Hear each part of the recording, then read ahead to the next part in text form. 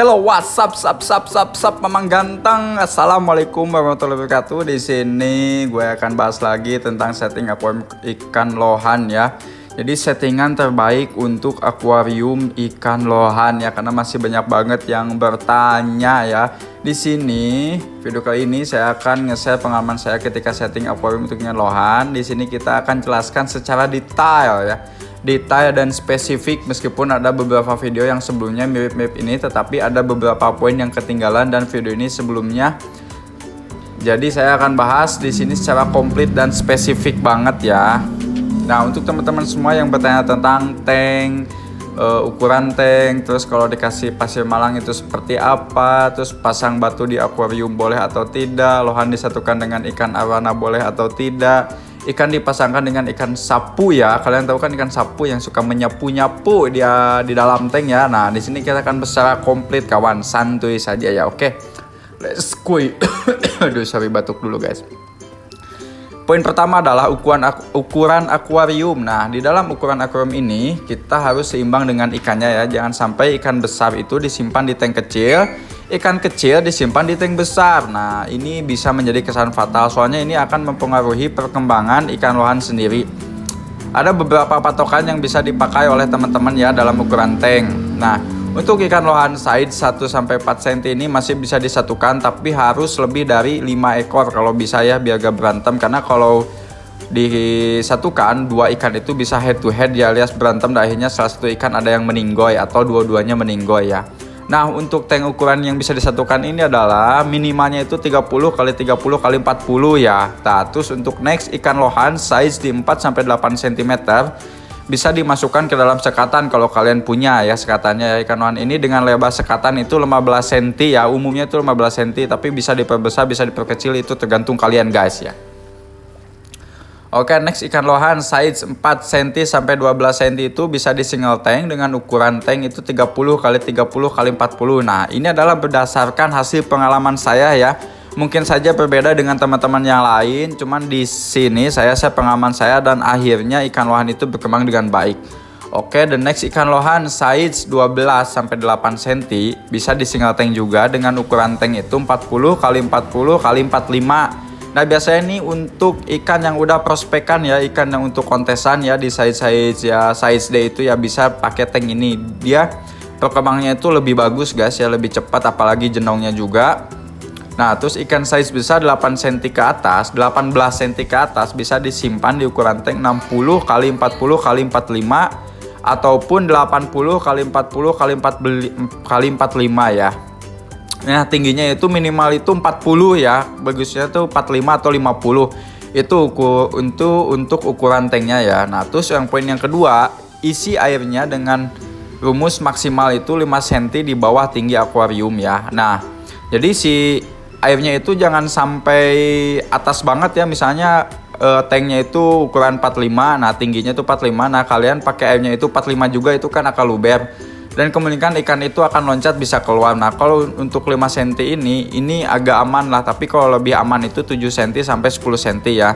Jadi tinggi air itu kurangin aja sekitar 5 sampai 10 cm dari tinggi akuarium. Oke.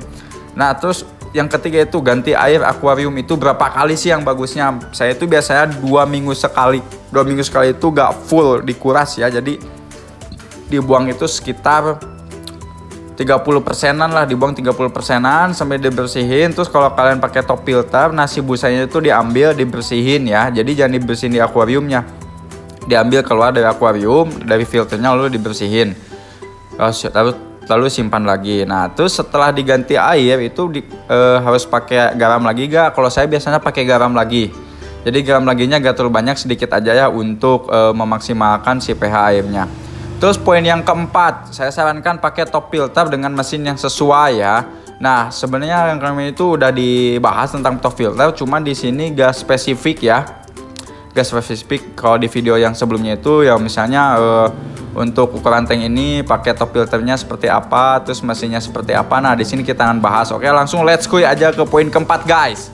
Untuk ukuran tank 30 x 30 x 40 pakai mesin 1200, jangan kegedean ya. Kalau kegedean itu kurang bagus juga, karena bisa boros ke listrik, terus si putaran airnya juga terlalu kencang untuk ke bawahnya, apalagi kalau ikannya kecil dikasih mesin yang gede itu bisa menyebabkan sirip belakang itu dia akan ke bawah ya, akan ke bawah. Nah istilahnya apa ya, monoyot apa ya kalau bahasa Sundanya, kalau bahasa Indonesianya apa ya, pokoknya itu sirip belakang itu akan ke bawah. Nah untuk ukuran tank 40 x 40 x 45 itu masih bisa pakai mesin 1200 ya. Nah terus untuk ukuran tank 60 x 40 x 45 atau 80 x 40 x 45 itu pakai mesin 1600 ya. Karena ikannya kan pasti itu gede ya, ikannya gede, terus sedotannya juga biar mantap, biar markocop gitu. Nah, biar mantul pokoknya pakai 1600. Jadi si sirkulasi air ini akan terjaga dengan bersih ya. Jadi harus disesuaikan, jangan sampai tanknya besar tapi kalian pakai mesin yang 1200, itu tetap aja lama ya, tetap lama aja untuk proses penjernihan juga. Nah, terus untuk yang kelima ini, siapkan aerator kalau ada ya. Aerator ini sesuaikan aja. Kenapa pakai aerator? Agar pasokan oksigen untuk lohan itu lebih banyak dan lohan itu bisa lebih sehat. Karena kalian pernah gak punya ikan lohan yang suka mangap-mangap ke atas? Nah itu bisa jadi salah satu tanda ikan lohan itu kekurangan oksigen. Jadi tambahkan aja aerator ya. Saya sarankan aeratornya itu di filternya itu yang ada busanya ya, filter busa untuk aerator. Karena itu bisa membersihkan kotoran air yang kecil-kecil ya, itu yang kasat mata lah, di air kan suka ada yang keruh-keruh. Nah ini bisa menjadi bersih jika pakai filter aerator seperti ini, oke ya. Untuk poin yang keenam, isilah top filter atau digabungkan dengan batu alam atau bioring. Ini tahapan seperti ini yang saya di rumah ya, dari bawah ya, hitungnya dari bawah ya. Kalian udah punya top filter, nah dihitungnya dari bawah jangan dari atas. Jadi di bawah itu kasih kapas putih, terus atasnya itu bioring, kapas putih lagi, terus pakai spons hitam ya. Kenapa sih kapas putih ini di bawah gak di atas ya, atau spons hitam ini kenapa di atas? Karena spons hitam ini untuk membersihkan atau untuk memfilter yang seperti kotoran-kotoran yang besar ya. Jadi si kapas putihnya itu pas masuk ke kapas putih itu emang udah kotoran yang kecil. Ini bisa lebih bagus untuk membersihkan si akuariumnya ya, si airnya jadi lebih bersih. Terus untuk pemilihan batu yang tepat, ini adalah poin ketujuh ya. Ini batu yang tepat nih, batu dan pasir ya. Untuk batu ini bisa gunakan batu yang warna-warni atau batu putih tetapi tidak runcing. Nah kalian pasti pernah lihat lah batu-batu yang tidak runcing ya. Itu batu kalau gak salah batu Thailand, kalau gak salah ya. Batu Thailand namanya, itu yang ada warna-warninya juga. Nah itu bisa, cuman jangan yang runcing ya. Alias bentuknya harus bulat atau oval ya. Terus jangan juga memakai batu koral, apalagi yang batu yang seperti aquascape itu kan ada batu koralnya. Nah, itu jangan kasih ya.